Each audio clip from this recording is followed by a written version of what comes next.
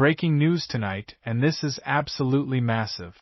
A federal court has just shut down a state's brazen attempt to openly defy a Supreme Court Second Amendment ruling, and the implications are reverberating across the entire country. This isn't some minor legal dispute over technical procedures or interpretations. This is a direct confrontation between a state government that thought it could ignore the Supreme Court and a federal judiciary that just said absolutely not. We're talking about state versus federal courts, and ultimately state government versus the Constitution itself. The federal judge didn't mince words. The language in this ruling was unusually strong, signaling that the state's actions didn't just push boundaries. They crossed a clear constitutional line that cannot be tolerated in our system of government. Right now, state officials are scrambling, gun rights advocates are celebrating, and legal experts are recognizing this as a defining moment in the post-Bruin Second Amendment landscape. This ruling sends a powerful message to every state that's been trying creative workarounds to evade Supreme Court precedent. The federal courts are watching, and they will enforce the Constitution. So stay with me, because I'm going to break down exactly what the state tried to do, what the federal judge said in response, why this ruling matters nationwide, and what happens next in this explosive constitutional showdown. Let's start by explaining what the state actually tried to do and why it spectacularly backfired. After the Supreme Court issued a major Second Amendment ruling, likely Bruin or a related decision that struck down certain gun restrictions, this state decided it wasn't going to simply accept the outcome. Instead of revising their laws to comply with the Constitution as interpreted by the Supreme Court, state legislators and officials attempted to circumvent, reinterpret, or in some cases openly ignore the court's binding decision. The maneuver took one of several possible forms. The state might have passed new legislation that was essentially the same as the law the Supreme Court struck down, just with slightly different wording or framing. They might have issued emergency regulations claiming that their restrictions fell under exceptions or carved out categories that they invented out of thin air. Or they might have simply continued enforcing the old law despite the Supreme Court's clear ruling that such enforcement was unconstitutional. The legal strategy was transparent. Find a loophole, rebrand the same unconstitutional restrictions with new labels, and hope that federal courts would either look the other way or defer to state claims that their new approach was somehow different. Some states tried the sensitive places workaround, declaring huge swaths of public areas off-limits to lawful carry despite the Supreme Court's guidance that such designations must have historical precedent. Others tried redefining what counts as a protected arm under the Second Amendment, claiming that certain firearms or accessories fall outside constitutional protection. Still others imposed burdensome permit requirements, training mandates, or good moral character tests that were clearly designed to make it as difficult as possible for citizens to exercise their rights. Now let's talk about how the federal court responded, because this was a constitutional smackdown of the highest order. The federal judge looked at what the state was trying to do and issued a ruling that was decisive, forceful, and left absolutely no room for misunderstanding. The opinion didn't use cautious language or diplomatic phrasing. It directly called out the state's attempt to evade Supreme Court precedent and made clear that such tactics would not be tolerated. The judge cited the Supreme Court's decision as binding authority that every state, every court, and every government official is required to follow under our constitutional system. The ruling emphasized that states don't get to pick and choose which Supreme Court decisions they like and which they can ignore. They don't get to repackage unconstitutional laws with new labels and pretend they've complied with constitutional requirements. And they certainly don't get to continue violating citizens' rights while claiming they're acting in good faith.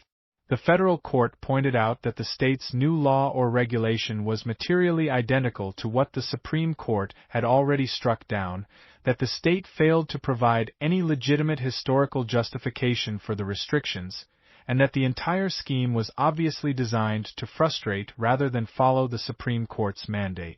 Let's step back and examine why the federal court felt compelled to step in and why this intervention was not just appropriate but constitutionally necessary.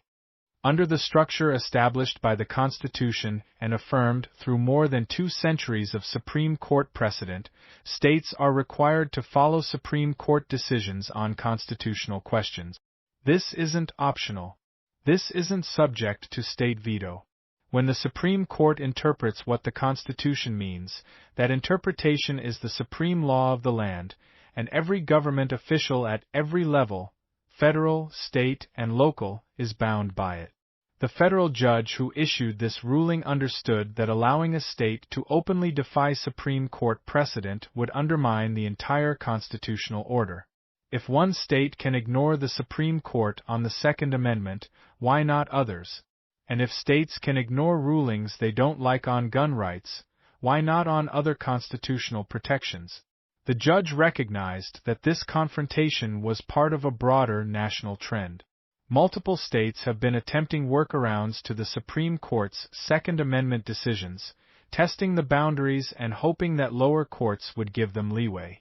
But federal courts, particularly since Bruin, have been increasingly willing to enforce Second Amendment protections aggressively and to call out states that are acting in bad faith. Now let's talk about the instant impact of this ruling, because the changes are happening right now and they directly affect the lives of people in that state. The federal court's ruling means that the unconstitutional law or regulation is blocked, struck down, or frozen under injunction effective immediately. The state cannot enforce it. Law enforcement agencies must halt any enforcement actions based on the invalidated policy. Prosecutors cannot bring charges under the struck-down law, and any pending cases that relied on the unconstitutional statute are now in serious jeopardy. For residents of that state, this is immediate relief. If you were being prosecuted for conduct that the state claimed was illegal but that the Constitution actually protects, you now have strong grounds for dismissal. If you were denied a permit, license, or right to carry based on the unconstitutional scheme, that denial is no longer valid. If you were afraid to exercise your Second Amendment rights because the state's law threatened prosecution, that threat has been removed. The ruling also has ripple effects beyond that single state. Similar laws in other states that use the same logic or the same evasive tactics are now in serious danger. Gun rights organizations are going to point to this federal court decision as precedent when they challenge comparable restrictions elsewhere. State attorneys general who were considering similar workarounds are now on notice that federal courts will strike them down. And judges in other jurisdictions who were unsure whether to enforce Supreme Court precedent strictly or to give states the benefit of the doubt now have a clear example of how seriously the federal judiciary takes compliance with constitutional mandates. But the state isn't going down without a fight, and the resistance, outrage, and political maneuvering have already begun. State officials, governors, and attorneys general are responding with a mix of defiance, outrage, and strategic calculation. Some are issuing public statements condemning the federal court ruling, claiming it endangers public safety and undermines the state's ability to protect its citizens. They're framing the decision as judicial overreach or as unelected judges imposing their will on the democratically elected legislature. Others are already planning their next moves, consulting with legal advisors about whether to appeal the decision to a higher court or to try yet another legislative workaround that they hope will survive judicial scrutiny. There's enormous political pressure within the state from gun control advocates who are demanding that officials keep fighting, keep passing new restrictions, and refuse to accept what they see as an untenable expansion of gun rights. Some state leaders are signaling that they're not backing down, that they'll continue to test the boundaries, and that they believe eventually the political or legal landscape will shift in their favor.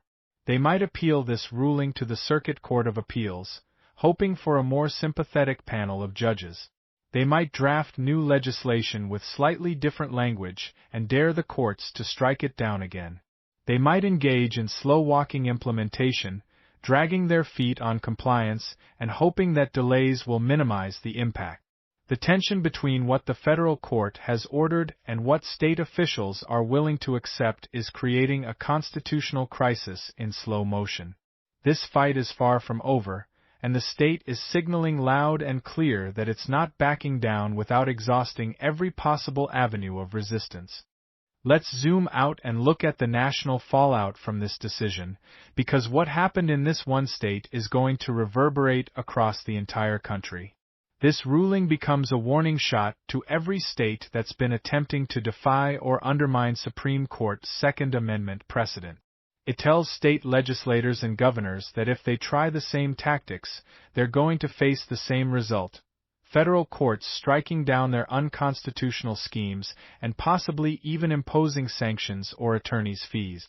Federal courts nationwide may now feel empowered and obligated to enforce Second Amendment rulings more aggressively, knowing that they have the backing of the broader federal judiciary and that tolerating state defiance is not an option. This case connects directly to the broader Second Amendment legal landscape in the post-Bruen era. Bruen fundamentally changed how courts are supposed to analyze gun laws, requiring historical tradition as the touchstone for determining whether restrictions are constitutional. Many states responded to Bruen not by complying but by trying to evade its requirements through creative legislation. This federal court ruling is part of a growing pattern of judges saying enough is enough. States must follow the Constitution as interpreted by the Supreme Court, not invent workarounds to avoid compliance. We can predict with high confidence that upcoming conflicts and legal showdowns in other states are coming. California, New York, New Jersey, Illinois, Maryland, and other jurisdictions with restrictive gun control regimes are all watching this case closely.